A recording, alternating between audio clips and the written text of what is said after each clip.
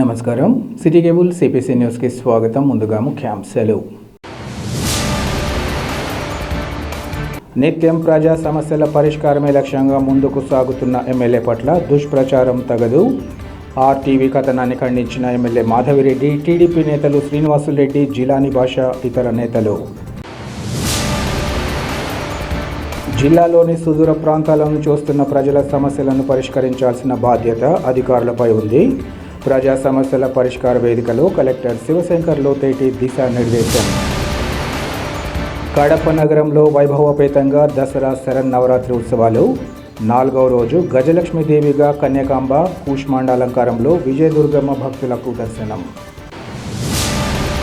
కడప ఎమ్మెల్యేగా నిత్యం ప్రజా సమస్యల పరిష్కారమే లక్ష్యంగా ముందుకు సాగుతున్న కడప ఎమ్మెల్యే మాధవిరెడ్డిపై జరుగుతున్న అసత్య ప్రచారాన్ని ఖండిస్తున్నామని ఎమ్మెల్యే మాధవిరెడ్డి, పోలిట్ బ్యూరో సభ్యుడు శ్రీనివాసులరెడ్డి, టీడీపీ జిల్లా అధికార ప్రతినిధి జిలానీ భాషలు తెలిపారు. ఇప్పుడే నా దృష్టికి వచ్చింది, ఆర్టీవీలో మద్యం వ్యాపార సంబంధంగా నా ప్రమేయం ఉన్నట్టు, నా మనుషులు దానిలో ఇన్వాల్వ్ అయినట్టు ఒక నా ఫోటో వాడుకుంటూ వాళ్ళు ఒక స్టోరీ బోర్డ్ రన్ చేస్తున్నారు. ఈ సందర్భంగా మీకు అందరికీ తెలియజేసేది ఏంటంటే, నాకు కానీ నా భర్త రెడ్డప్ప గారి శ్రీనివాసరెడ్డికి కానీ ఈ సందర్భంగా మీకు తెలియజేసేది ఏంటంటే, నాకు కానీ పార్టీ అధ్యక్షుడిగా పోలిట్ బ్యూరో మెంబర్ అయిన నా భర్త అయిన శ్రీనివాసరెడ్డికి కానీ ఈ మద్యం సంబంధించిన టెండర్లో ఏ విధమైన సంబంధం లేదు. మీరు ఈ విధంగా అసత్యాలు ప్రచారం చేస్తే దీనికి చట్టపరమైన చర్యలు తప్పకుండా ఉంటాయి. మీరు ఏ విధమైన అవగాహన లేకుండా, ఏ విధమైన స్టడీ చేయకుండా మీరేదో మీ యొక్క వ్యూవర్స్ని పెంచుకోవడానికి, నా యొక్క ఇమేజ్ని దెబ్బతీయాలని, నా కుటుంబం ఇమేజ్ దెబ్బతీయాలని చెప్పి, నా భర్త ఇమేజ్ని దెబ్బతీయాలని ప్రయత్నిస్తే మీ మీద డెఫినెట్గా డిఫమేషన్ సంబంధించిన యాక్షన్స్ తప్పకుండా తీసుకుంటాను. ఇది చాలా తప్పు. వివేకంతో, విజ్ఞతతో ప్రయత్నించాలని చెప్పేసి ఆర్టీవీ వాళ్ళకి ఈ సందర్భంగా మిమ్మల్ని హెచ్చరిస్తున్నాను. నా ఫోటో వాడుకున్నందుకు, నా మీద తప్పుడు కథనాలు ప్రచారం చేస్తున్నందుకు మీ మీద డెఫినెట్గా చట్టపరమైన యాక్షన్స్ తీసుకోబడతాయి. ఇప్పుడే ఆర్టీవీలో శ్రీమతి మాధవి గారు ఎమ్మెల్యే ఆమె ఫోటో పెట్టి లిక్కర్ వ్యాపారంలో ఏదో దందా చేస్తున్నట్టు ఒక స్టోరీ బోర్డు ఆర్టీవీ వాళ్ళు రన్ చేశారు. నేను ఈ సందర్భంగా చెప్తా ఉన్నా, ఎమ్మెల్యే మాధవి కానీ, జిల్లా పార్టీ అధ్యక్షుడిగా నేను కానీ, మా కుటుంబం కానీ 60 సంవత్సరాల రాజకీయాల్లో ఉన్నాం. ఎప్పుడు కూడా లిక్కర్ వ్యాపారాలు, ఇటువంటి దందాలు మేము ఎప్పుడు ఇన్వాల్వ్ కాలేదు. మా పేరు చెప్పి ఎవరైనా మానుచరులైనా ఇటువంటి కార్యక్రమాలు చేస్తే పోలీసులు కూడా చట్టపరంగా చర్యలు తీసుకోండి. మమ్మల్ని ఎలక్ట్రానిక్ మీడియా కూడా ఒక విజ్ఞత వ్యవహరించాలి. ఏది పడితే అది, ఏ సమాచారం పడితే ఆ సమాచారాన్ని మీరు వ్యూవర్స్ పెంచుకునే దానికో, కొంతమంది మీద మీరు వ్యక్తిగత ద్వేషం పెట్టుకొని పరువు భంగం కలిగించే ప్రసారాలు చేస్తే మాత్రం ఖచ్చితంగా ఎలక్ట్రానిక్ మీడియా అయిన ఆర్టీవీ మీద కూడా చట్టపరంగా లీగల్ చర్యలు తీసుకుంటాం. ప్రజలు ఎవరు కూడా ఈ అభూత ప్రచారాలను నమ్మొద్దండి. మేము ఎప్పుడు కూడా ఇటువంటి దందాలు ఇన్వాల్వ్ కాము. ఈ విధంగా మళ్ళీ ఇటువంటి కథనాలు నడిపినా, మా ఇన్వాల్వ్మెంట్ ఉంది లిక్కర్లలో కానీ ఇంకో వ్యవహారాల్లో కానీ చేసినా కూడా ఖచ్చితంగా లీగల్గా చర్యలు తీసుకుంటాం. పరువు నష్టం దావా వేస్తాం. మేము కడపను అభివృద్ధి చేసేదానికి, కడపను సంస్కరించేదానికి రాజకీయాల్లో ఉన్నాం కానీ ఇటువంటి దందాలు చేసేదానికి రాజకీయాల్లో లేము. మేము ఎలక్ట్రానిక్ మీడియా వాళ్ళు కూడా ఇట్లా కథనాలు చేసే వాళ్ళు తెలుసుకోవాలా. ఖచ్చితంగా ప్రజలెవరూ నమ్మద్దు. ఎవరైనా ఇట్లా చేస్తే కూడా పోలీసులు కూడా చట్టపరంగా చర్యలు తీసుకోవచ్చు. పరువు నష్టం చేసే విధంగా ప్రచారం చేసిన ఎలక్ట్రానిక్ మీడియా మీద ఖచ్చితంగా పరువు నష్టం దావా వేస్తాం. పచ్చ కామెరలో ఉన్నవానికి లోకమంతా పచ్చగా కనిపెడినట్టు ఈ 420 రవిప్రకాష్ గారికి, ఈ అవినీతి రవిప్రకాష్ గారికి, ఈ ఫోర్జరీ రవిప్రకాష్ గారికి, ఆ అవినీతి పరుడు స్థాపించిన అవినీతి ఛానల్ ఆర్టీవీకు, ఆ బ్లాక్మెయిల్ టీవీకు రాష్ట్రం అంతా కూడా అవినీతిమయంగానే కనబడుతుంది. సభ్యత సంస్కారం లేకుండా, మహిళ అనే గౌరవం లేకుండా, సత్య సమాచారం లేకుండా ఈ విధంగా అభాండాలు వేయడం, ఏదో ఎమ్మెల్యే గారికి మధ్య టెండర్లలో వాటాలు ఉన్నట్టు దుష్ప్రచారం చేయడం ఇది సిగ్గుచేటు అని చెప్పి ఇవాళ తీవ్రంగా ఖండిస్తున్నాము. మీడియా రంగం యొక్క అభ్యున్నతను కించపరిచే విధంగా ఈ ఆర్టీవీ, ఈ అవినీతి టీవీ ప్రవర్తించడం సబబు కాదని చెప్పి ఇవాళ తెలియపరుస్తున్నాను. గత వైకాపా ప్రభుత్వము ప్రజల యొక్క నడ్డి విడుస్తా ఉంది, మద్య పాలసీని నిర్వీర్యం చేసిందని చెప్పి ఈ కూటమి ప్రభుత్వము దాన్ని ప్రక్షాళన చేసి ఒక నూతన మద్య పాలసీని తీసుకుని వచ్చి అవినీతి రహితంగా పారదర్శకంగా తీసుకుని వస్తే దాన్ని అభాండాలు వేస్తూ ఈ విధంగా దుష్ప్రచారాలు చేయడం సమంజసం కాదని చెప్పి ఇవాళ హెచ్చరిస్తున్నాము. ఇదే విధంగా మీరు అసత్య ప్రచారాలతో, అదే విధంగా ఆధారం లేకుండా నిరాధారపూరితమైన ఆరోపణలు చేస్తే ఖచ్చితంగా మీకు ఏ విధంగా TV9 లో నుంచి మెడపట్టి గెంట వేయడం జరిగిందో అదే విధంగా ఈ రాష్ట్ర ప్రజలు మీకు ఈ రాష్ట్రం నుంచి బహిష్కరిస్తారని చెప్పి ఈ సందర్భంగా హెచ్చరిస్తున్నాను. కాబట్టి మీరు ఈ ఆర్టీవీ ఛానల్ వాళ్ళు గతంలో కూడా ఎగ్జిట్ పోల్స్ లో విష ప్రచారాన్ని మీరు ప్రచురించారు. యావత్తు ఛానల్స్ అన్ని కూడా కడప నగరంలో తెలుగుదేశం పార్టీ గెలుస్తుంది అని చెప్పి తెలియపరిస్తే ఈ ఆర్టీవీ ఛానల్ కక్షపూరితంగా కుట్ర కోణంతో తెలుగుదేశం పార్టీ ఓడిపోతుందని చెప్పి మీరు చెప్పడం జరిగింది.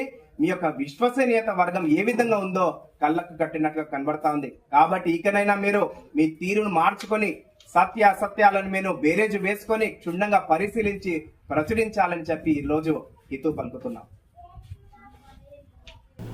కడప నగరంలోని శ్రీ వాసవి కన్యకా పరమేశ్వరి ఆలయంలో దసరా ఉత్సవాలు అత్యంత వైభవంగా కొనసాగుతున్నాయి. కడప నగరంలోని శ్రీ వాసవి కన్యకా పరమేశ్వరి ఆలయంలో దసరా ఉత్సవాలు అత్యంత వైభవంగా కొనసాగుతున్నాయి. ఉదయం, సాయంత్రం విశేష పూజోత్సవాలు కొనసాగుతున్నాయి. ముఖ్యంగా సాయంత్రం 6 గంటల నుంచే ఆలయానికి భక్తులు పోటెత్తుతున్నారు. ఉత్సవాలలో భాగంగా అమ్మవారిని గజలక్ష్మీదేవిగా అలంకరించారు. విద్యుత్ దీపకాంతుల్లో సువర్ణ ఆభరణాలతో మెరిసిపోతున్న అమ్మవారి దివ్య మంగళ స్వరూపాన్ని తిలకించి భక్తులు మైమర్చిపోయారు. తమ పిల్ల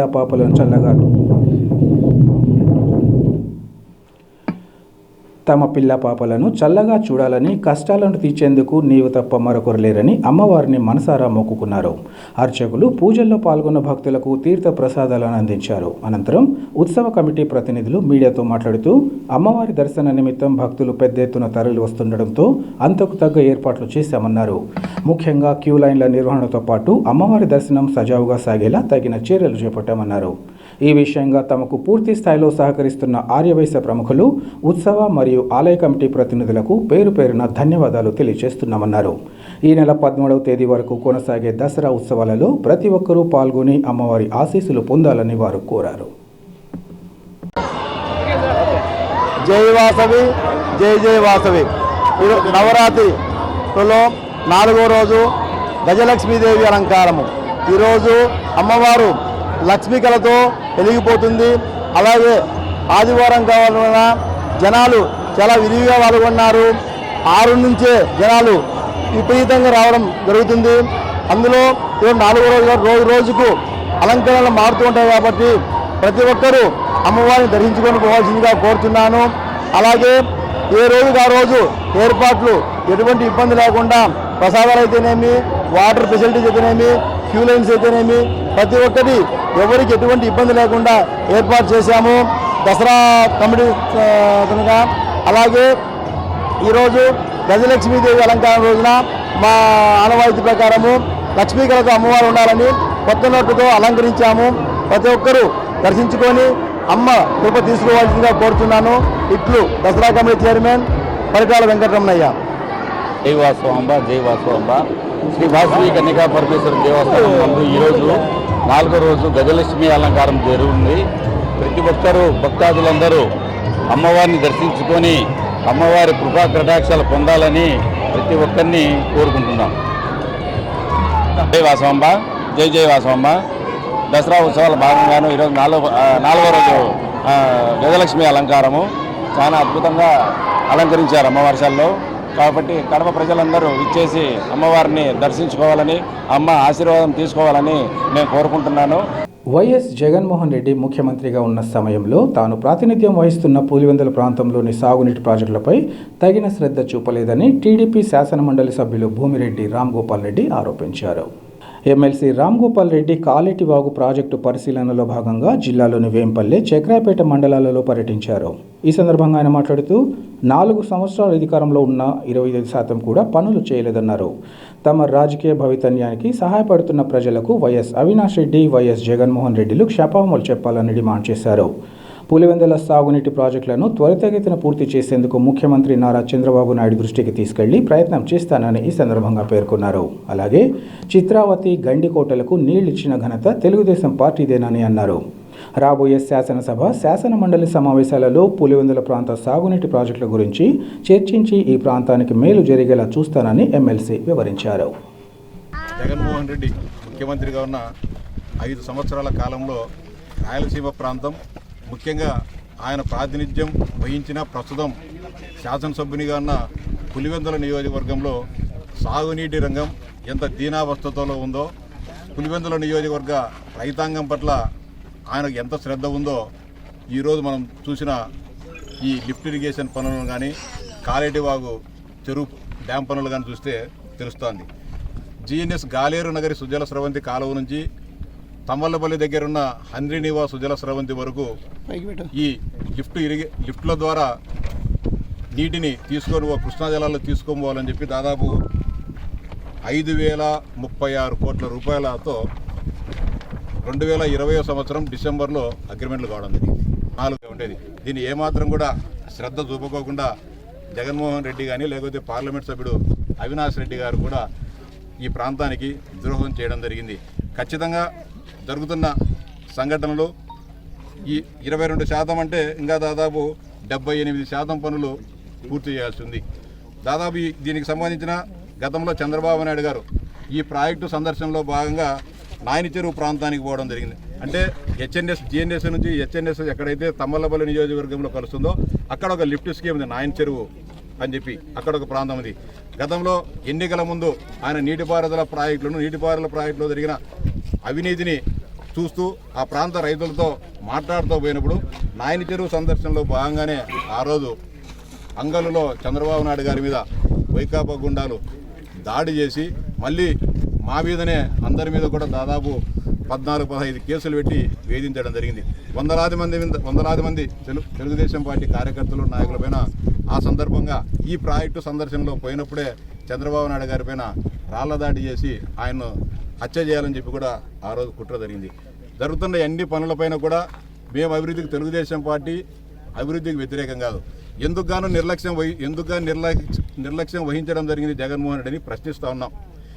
దీనిపైన ఖచ్చితంగా గౌరవ ముఖ్యమంత్రి గారి దృష్టికి నియోజకవర్గ నాయకులందరం కూడా పోయి ఈ డ్యామ్ కాలేటి వాగు పూర్తయితే ఈ ప్రాంతంలో ఉండే కరువు ఛాయలను రూపమావచ్చు, సాగునీరు త్రాగునీటికి ఇబ్బంది లేకుండా ఉంటుందని చెప్పి ముఖ్యమంత్రి గారి దృష్టికి తీసుకుపోయి పెండింగ్లో ఉన్న ఈ పనులను కనీసం కాలేటి వాగు వరకైనా కూడా యుద్ధ ప్రాతిపదికన పూర్తి చేసి ఈ ప్రాంత రైతులకు మేలు చేసే విధంగా ఖచ్చితంగా మేమంతా కూడా ప్రయత్నం చేస్తాం. ఖచ్చితంగా ముఖ్యమంత్రి గారి పైన కూడా మాకు నమ్మకం ఉంది.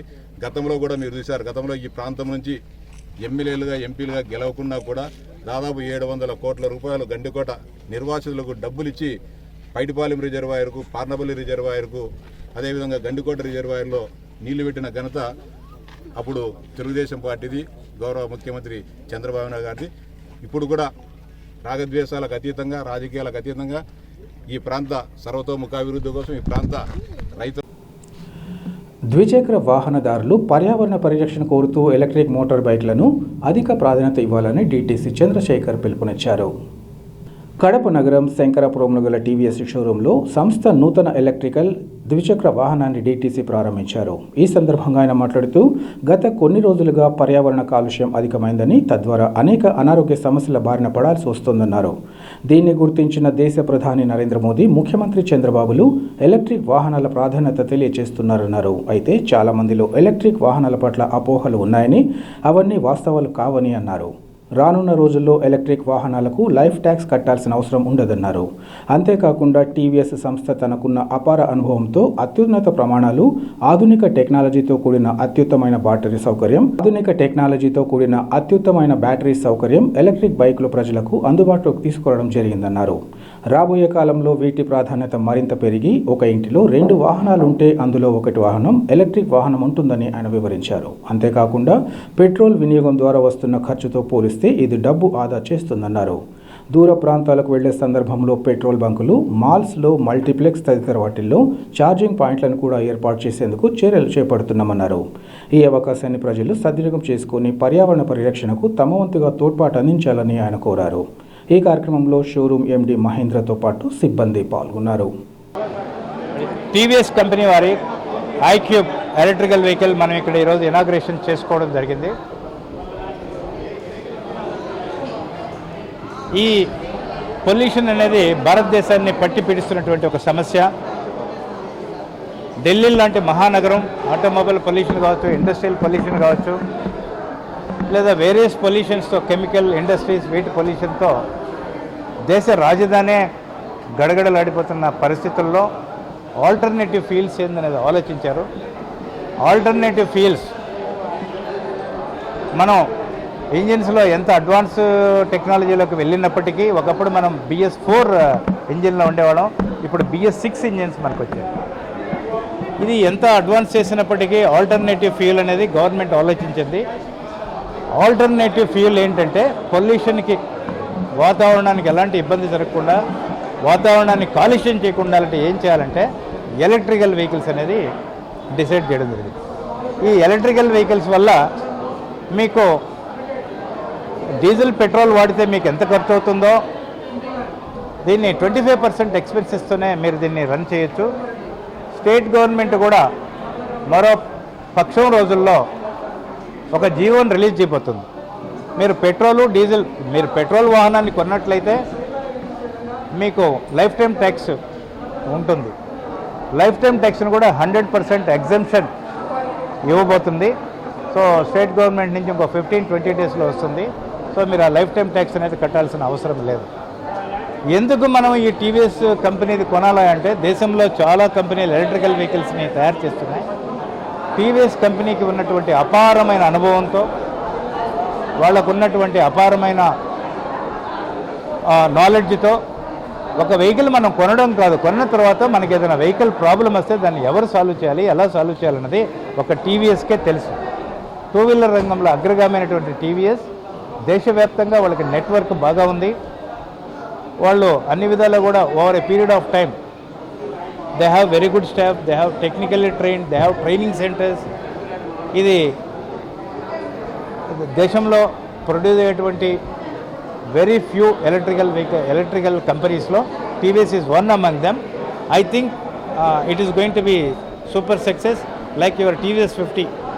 మీ చిన్నతనంలో మీరు చూసుంటారు టీవీఎస్ 50 చిన్న కార్మికులకి, వర్కర్స్కి, చిన్న ఉద్యోగస్తులకి, చిరు ఉద్యోగస్తులకి, వ్యవసాయదారులు అందరూ కూడా దాన్ని యూజ్ చేశారు. అది రాణించింది. అదే విధంగా కూడా ఈ వెహికల్ సూపర్ సక్సెస్ అవుతుందని 2030 కల్లా ప్రతి ఇంట్లో ఒక 2 కార్లు ఉంటే ఒక కారు ఎలక్ట్రికల్ వెహికల్ ఉంది. ప్రతి ఇంట్లో 2 వీలర్స్ 2 ఉంటే ఒకటి ఎలక్ట్రికల్ అవుతుంది. దీనికి అనుగుణంగా నేషనల్ హైవేస్లో కూడా, టోల్ గేట్స్లో, పెట్రోల్ బంక్స్లో, రెస్టారెంట్స్లో, మాల్స్లో, మల్టీప్లెక్స్లో కూడా ఈ ఎలక్ట్రికల్ ఛార్జింగ్ యూనిట్స్ అంటూ వస్తున్నాయి. So I think it is a good move. Kadapa లాంటి మహానగరంలో కూడా ఇంత చక్కటి షోరూమ్ పెట్టడం జరిగింది. వీళ్ళకంతా మంచి జరగాలని మనసా వాచా కోరుకుంటున్నాను. జిల్లాలోని సుదూర ప్రాంతాల నుంచి ప్రజలు తమ సమస్యల పరిష్కారం అవుతాయని ఎంతో ఆశతో కలెక్టరేట్కు వస్తుంటే తరుణంలో సంతృప్తి చెందేలా సమస్యలను వేగవంతంగా పరిష్కరించాల్సిన బాధ్యత అన్ని శాఖల అధికారులపై ఉందని కలెక్టర్ శివశంకర్ లోతేటి తెలిపారు. ఈరోజు కలెక్టరేట్లోని ప్రజా సమస్యల పరిష్కార వేదిక కార్యక్రమం జరిగింది. ఈ కార్యక్రమానికి జిల్లా కలెక్టర్తో పాటు joint collector Aditi Singh, DRO Gangadhar Goud, DRDA project director Anand Nayak, ICDS project director శ్రీలక్ష్మిలు హాజరై ప్రజల నుంచి ఫిర్యాదులు స్వీకరించారు. అనంతరం కలెక్టర్ మాట్లాడుతూ ఫిర్యాదుదారుల విజ్ఞప్తులను సంబంధిత అధికారులు క్షేత్రస్థాయిలో క్షుణ్ణంగా పరిశీలించి పారదర్శకంగా విచారణ చేయాలన్నారు. అనంతరం అర్జీదారులు సంతృప్తి చెందేలా నిర్ణీత గడువులోపు తప్పనిసరిగా పరిష్కరించాలన్నారు.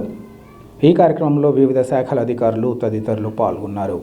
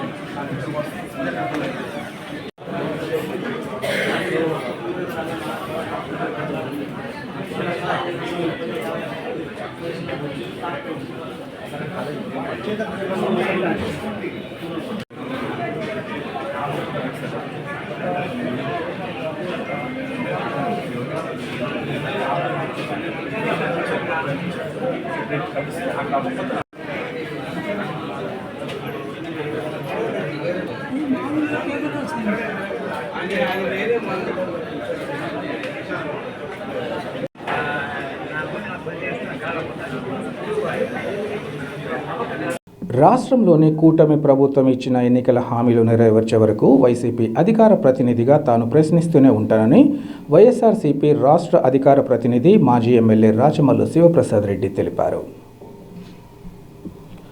ప్రొద్దుటూరులో ఏర్పాటు చేసిన విలేకరుల సమావేశంలో రాచమల్లు మాట్లాడారు. ఏదైతే ఈ రాష్ట్ర ప్రజలకైనా వాగ్దానం ఇచ్చి అబద్ధాలన్నీ చెప్పి అధికారంలోకి వచ్చినాడో, చెప్పిన ప్రతి వాగ్దానాన్ని ఈ రాష్ట్ర ప్రజలకు అందించేంత వరకు మా గొంతు మూగబోదు, ప్రశ్నిస్తూనే ఉంటుంది. ఆ పార్టీకి సంబంధించిన అధికార ప్రతినిధిగా జగన్మోహన్ రెడ్డి గారు నాకు అప్పచెప్పిన బాధ్యతను సక్రమంగా నిర్వర్తిస్తూనే ఉంటా. ఒక్క మాటలో చెప్పాలంటే, సత్య హరిశ్చంద్ర నాటికలో నక్షత్రకుడు ఏ విధంగా అయితే హరిశ్చంద్రుడిని ఎంటబడినాడో, వైఎస్ఆర్ కాంగ్రెస్ పార్టీ కూడా ఈ రాష్ట్ర ముఖ్యమంత్రి గారి వెంట నక్షత్రకుని మాదిరే వెంటబడుతుంది ఈ రాష్ట్ర ప్రజలకు ఇచ్చిన వాగ్దానాన్ని నెరవేర్చే విషయంలో.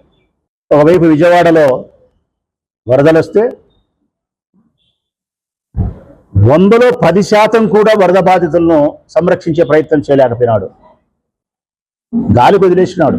అసలు వరద వచ్చేదానికి, విజయవాడ మునిగిపోయేదానికి, కొన్ని వేల మంది ఎఫెక్ట్ అయ్యేదానికి కారణం ముఖ్యమంత్రి గారే. ఈ ప్రభుత్వం ఏర్పడినప్పటి నుంచి ఈ రాష్ట్రంలో స్త్రీలకు కానీ, చిన్నపిల్లలైనటువంటి ఆడపిల్లలకు కానీ ప్రాణాలకు మానాలకు రక్షణ లేదు. చంద్రబాబు నాయుడు యొక్క ప్రభుత్వం వైఫల్యం చెందడమే. తిరుపతి లడ్డులు తెర మీదకి తీసుకొచ్చినాడు. అందులో జంతువుల యొక్క కొవ్వు కలిసి కలసలేదు నెయ్యిలోని ఈవో గారు స్పష్టంగా చెప్పినప్పటికీ ముఖ్యమంత్రి గారు మాత్రం చూసినట్టు, లడ్డును ఆయనే తయారు చేసినట్టు జంతువుల కొవ్వు అందులో కలిసిందని చెప్పి ఒక దుర్మార్గమైనటువంటి ప్రచారాన్ని భారతదేశ వ్యాప్తంగా కాదు ప్రజలారా, ప్రపంచవ్యాప్తంగా ఆ ఏడుకొండల వారిని కొలిసే ప్రతి భక్తుని మనసులో ఒక అనుమానాన్ని రేకెత్తించినాడు, ఒక అనుమానపు బీజాన్ని వేసినాడు, మనల్ని బాధకు గురి చేసినాడు.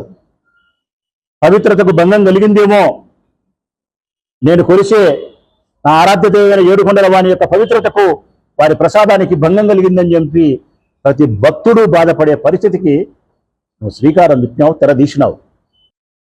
స్వయంగా గౌరవ సుప్రీంకోర్టు వారే ఎన్నో మాటలు ప్రశ్నించినారు, ఎన్నో ప్రశ్నలు ఈ ప్రభుత్వానికి కొంచెమైనా సిగ్గు శరం ఉంటే ఆలోచించాల.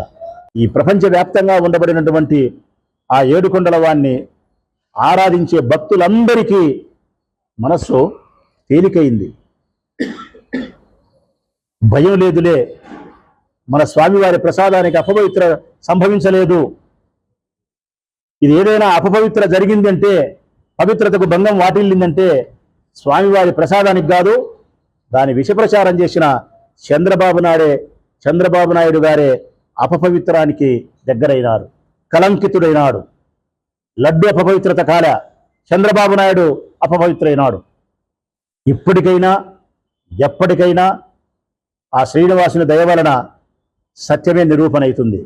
అందుకే ఈ రాష్ట్ర ప్రభుత్వం చేత ఏర్పాటు కాబడినటువంటి సిట్టును రద్దు చేసింది సుప్రీంకోర్టు. 2 రోజులు 3 రోజులు దర్యాప్తు చేసిన సంస్థను వద్దు అని చెప్పి సుప్రీంకోర్టు ఆర్డర్ వేసిందంటే అర్థం ఈ రాష్ట్ర ప్రభుత్వం ద్వారా ఏర్పాటు కాబడినటువంటి దర్యాప్తు సంస్థ నిజాయితీగా దర్యాప్తు చేయదని భావన. అందుకే సిబిఐ వారి ఆధ్వర్యములో, ఆ డైరెక్టర్ యొక్క ఆధ్వర్యంలో వారు ఉండి, మరొక రాష్ట్ర ప్రభుత్వం చేత నియమించబడిన పోలీస్ అధికారులుండి, ఫుడ్ కమిటీ సెక్షన్ సంబంధించిన అధికారులు మరొకరుండి, ఈ 5 మంది ద్వారా ఇండిపెండెంట్గా స్వతంత్రమైనటువంటి ప్రతిపత్తి కలిగినటువంటి ఈ దర్యాప్తు సంస్థనే దర్యాప్తు చేస్తుందని చెప్పి సుప్రీంకోర్టు చెప్పింది. ఇక్కడికైనా రాష్ట్ర ప్రభుత్వానికి అర్థమైండాలా మన మీద ఎంత నమ్మకం ఉంది సుప్రీంకోర్టుకు అనేది, చంద్రబాబు నాయుడు గారి ప్రభుత్వం పైన ఎంత విశ్వసనీయత ఉంది సుప్రీంకోర్టుకు అనేది ఇప్పటికైనా ముఖ్యమంత్రి గారికి అర్థమైండాలా. ప్రపంచవ్యాప్తంగా ఉండబడిన 7 కొండల వారి భక్తులందరికీ నేను విజ్ఞప్తి చేస్తాను వినయపూర్వకంగా, మనం కొలిసే మన స్వామి యొక్క ప్రసాదానికి అపవిత్ర ఏర్పడలేదు. మనం కొలిసే స్వామి కడప జిల్లాలోనే ప్రముఖ అమ్మవారి ఆలయాల్లో ఒకటిగా విరాజిల్లుతున్న నగరంలోని శ్రీ విజయదుర్గాదేవి ఆలయంలో దసరా శరన్నవరాత్రి ఉత్సవాలు అత్యంత ఘనంగా కొనసాగుతున్నాయి. ఉత్సవాలలో భాగంగా 4వ రోజు అమ్మవారిని కూష్మాండ అలంకారంలో కొలువు తీర్చారు. అమ్మవారికి ఇరువైపులా ఆమెను మరో 2 రూపాలలో అలంకరించి వేదికపై ఏర్పాటు చేశారు. ఈ మూర్తులను భక్తులు విశేషంగా ఆకట్టుకున్నాయి. ఆలయ ప్రాంగణంలో చిన్నారులు అమ్మవారికి నృత్య నీరాజనం సమర్పించారు. శాస్త్రీయ నృత్య ప్రదర్శనలు, భక్తులైన కళాకారుల చెక్క భజన ఎంతగానో ఆకట్టుకుంది. సాయంత్రం నుంచి పెద్ద ఎత్తున భక్తులు కుటుంబాలతో సహా తరలి రావడంతో ఆలయ ప్రాంగణం భక్తులతో కిటకిటలాడింది. అమ్మవారి దివ్య స్వరూపాన్ని దర్శించిన భక్తులు తన్మయత్వం చెందారు. అమ్మవారిని శరణమాత తమను కష్టాల నుంచి గట్టెక్కించాలంటూ వేడుకున్నారు. అర్చకులు పూజల అనంతరం భక్తులకు తీర్థ ప్రసాదాలు, అమ్మవారి ఆశీస్సులు అందజేశారు. ఆలయ వ్యవస్థాపకులు సుధా మల్లికార్జునరావు, నిర్వాహకులు పూజల్లో పాల్గొనడంతో హాజరైన భక్తులకు ఎలాంటి ఇబ్బందులు తలెత్తకుండా కార్యక్రమాలను పర్యవేక్షించారు. మొత్తం మీద శ్రీ విజయదుర్గాదేవి ఆలయంలో గతంలో కంటే ఏమాత్రం తీసిపోని విధంగా దసరా శరన్నవరాత్రి ఉత్సవాలు నిర్వహించడం, పెద్ద ఎత్తున భక్తులు తరలి వచ్చి పూజల్లో పాల్గొనడం జరుగుతోంది.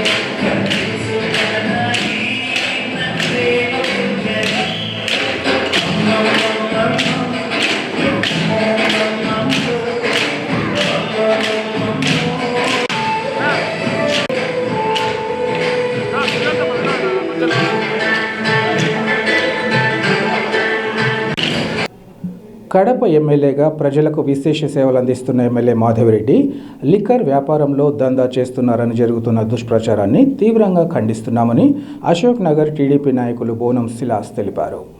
ఈరోజు ఆర్టీవీ యాజమాన్యము కడప ఎమ్మెల్యే గారి పైన ఇచ్చినటువంటి అసత్య ఆరోపణలను మేము ఖండిస్తున్నాం.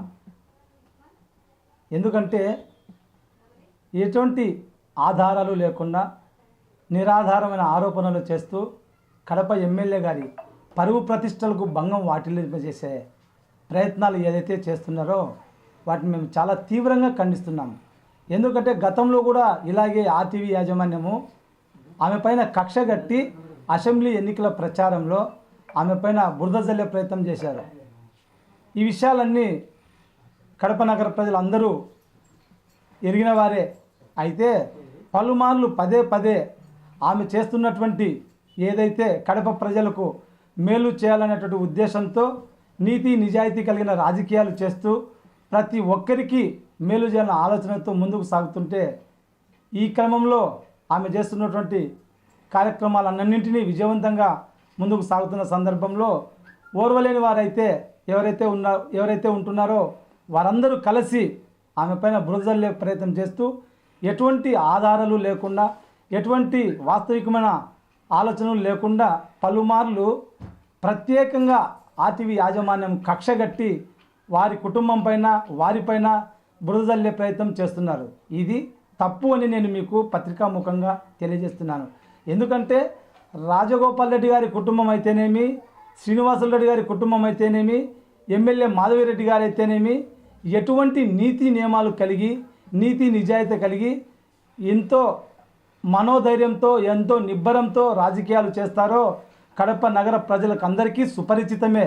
ఎందుకంటే వారే కాదు, వారి చుట్టూ ఉన్న కార్యవర్గం కూడా ఎటువంటి అవినీతి కార్యక్రమాలకు పాల్పడొద్దంటూ ఎటువంటి అసత్యమైన కార్యక్రమాలకు పాల్పడొద్దంటూ పలుమార్లు కార్యకర్తలను సూచిస్తూ హెచ్చరిస్తూ పలుమార్లు బహిరంగంగానే ఎటువంటి అసత్య ఆరోపణలు మీడియా ప్రతినిధులు చేసినా మా పైన వస్తున్నటువంటి ఈ చీప్ ట్రిక్స్ ఏదైతే ఉంటున్నాయో అవన్నీ అవాస్తవమని శ్రీనివాసులు రెడ్డి గారు అయితేనేమి మాధవిరెడ్డి గారు అయితేనేమి పలుమార్లు బహిరంగ సభలలో వాటి గురించి ఖండన చేయడము మీరందరికీ తెలిసిన విషయమే. కాబట్టి ఏదైతే మరొకసారి నేను ఆర్టీవీ మీడియా ప్రతినిధులకు వివరంగా సవినయంగా వివరిస్తున్న విషయం ఏంటంటే మాధవిరెడ్డి గారిపైనే కాకోకుండా ఎటువంటి ఆ యొక్క ప్రజాప్రతినిధులపైన అసత్య ఆరోపణలు చేయడము మీకు తగదు.